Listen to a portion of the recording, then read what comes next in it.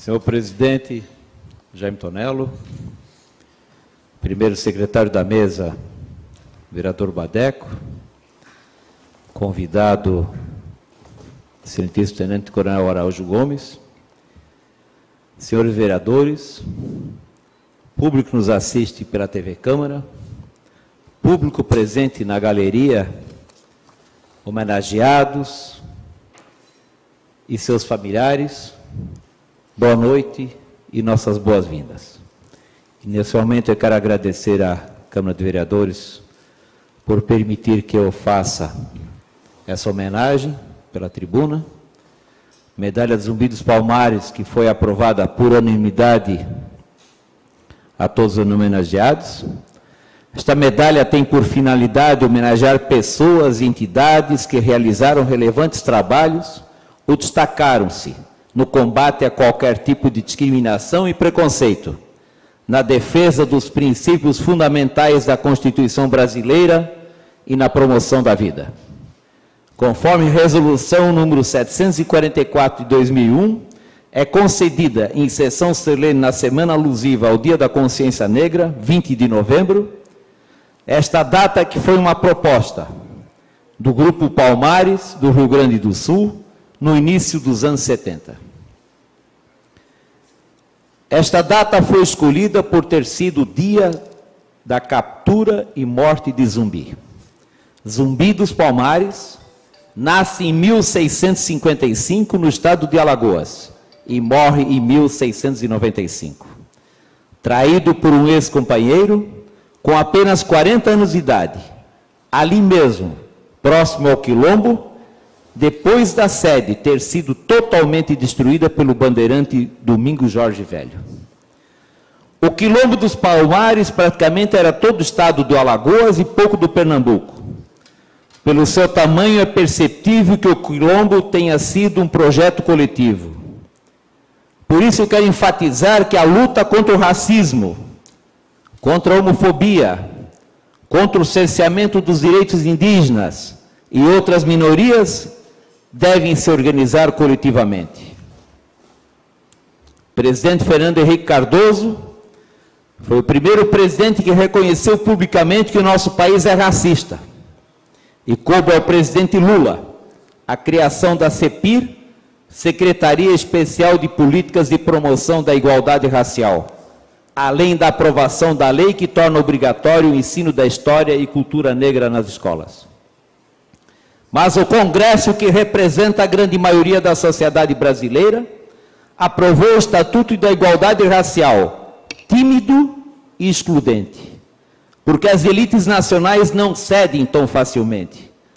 A exemplo da nossa cidade, quando esta casa, por lei do vereador Márcio de Souza, que aprovamos o feriado que seria na data de hoje, em homenagem a Zumbi, não se concretizou.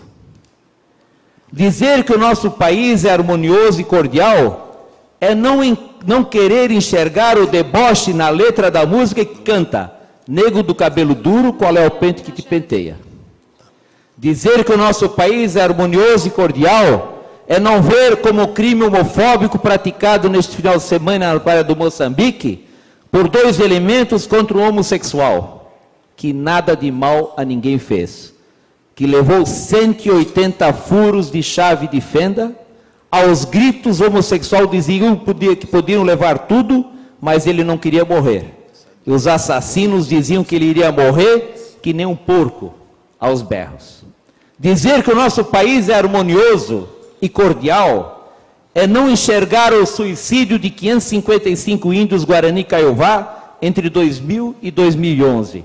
E só neste ano já mais de 32 suicídios comprovados, quando a média nacional ela é de 4,7 em 100 mil habitantes, mas no sul do Mato Grosso, na terra indígena, ela é de 65,7 mortes por habitante.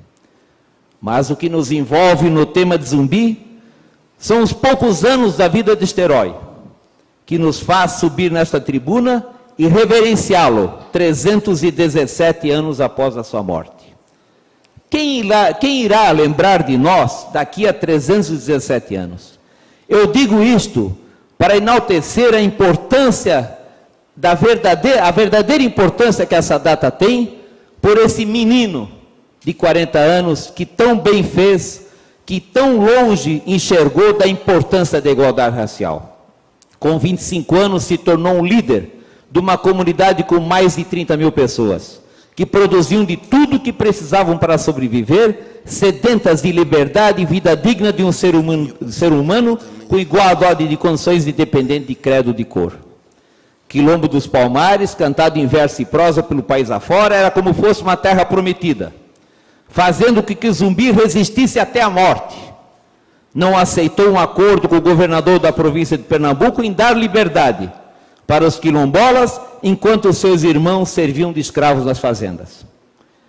Mais de 200 cidades brasileiras, entre as quais a cidade de Zumbi do Rio Grande do Norte, a 70 quilômetros de Natal, que tem uma enorme estátua na entrada da sua cidade.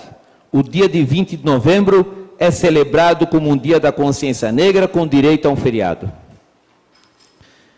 E por tudo que nós vimos durante décadas, não fosse a luta de muitas pessoas, de muitos brasileiros, e brasileiros incansáveis, como os que nós vamos homenagear essa noite. Sr. Sadiq Caires Berber, e até outro dia, quando eu fiz a aprovação da moção, eu dizia a história pela qual eu estava homenageando o Sr. Sadiq. Eu, ao conversar com o Toninho da Clemente Rovere, que todo mundo conhece, eu disse, olha, eu gostaria de homenagear alguém que tivesse uma importante participação na cidade com relação ao negro. E o Toninho, enfaticamente, me disse, olha, Sr. Sadiq, porque graças ao Sr. Sadiq que eu entrei no Remo, porque o Sr. Sadiq, com aquele tamanho ali, eu estava vendo agora na Ordem Nacional, o menor da turma é o de mais medalha dentro do Remo. Então, o Sr. Sadiq não é fácil. Então, fez jus à sua história, porque na década de 60, ele colocou o pé a ponto de exigir a entrada do Toninho para o Remo, como sendo um dos primeiros negros a remar por esta cidade, que até então era um esporte de elite. Também homenagear o Sr. Padre Valmir Laudelino Silvano, que hoje vai ser representado pelo Sr. Antônio da Silva, presidente do CPC da Igreja da Prainha, já que o Padre Valmir está na Terra Santa em peregrinação com um grupo de moradores da Prainha. Sr. Carlos Alberto da Costa, Sr. Juan Carlos Pinedo Zilé em memória, Sr. Anderson Francisco Roque, porque se não fossem essas pessoas que a cada ano nós homenageamos aqui com a medalha Zumbi dos Palmares, talvez ainda teríamos bailes para cada cor, diferença nas escolas, restrições em trabalhos, papéis secundários em filmes e programas de TV. Quantos clubes sociais que o negro não entrava nem pagando? E as religiões afrodescendentes? Quantas dificuldades têm sido postas?